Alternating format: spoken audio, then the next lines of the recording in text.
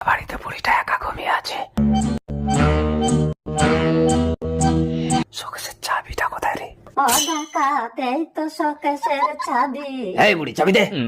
আমার কেউ নেই, কে নেবে আমার এত ধন সম্পদ? তুমি নিয়ে যাও। বাহ, প্রতিটা বাড়িতে চুরি করতে গিয়ে যদি তোমার মতো গৃহস্থ পেতাম তাহলে আমার কোনো চিন্তাই থাকতো না।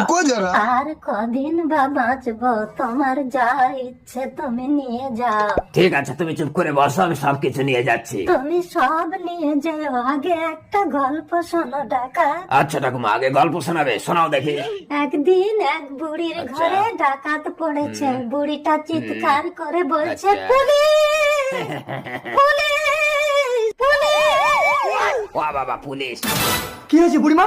আরে ডাকাত তবে রে শালা, ওয়া বাবা, মরে যাবো, ছেড়ে দাও, ছেড়ে দাও। ডাকাতি করো, সব মিটিয়ে দেবো। চল ওয়া বুড়িমা, কাজটা কিন্তু ভালো করলে না।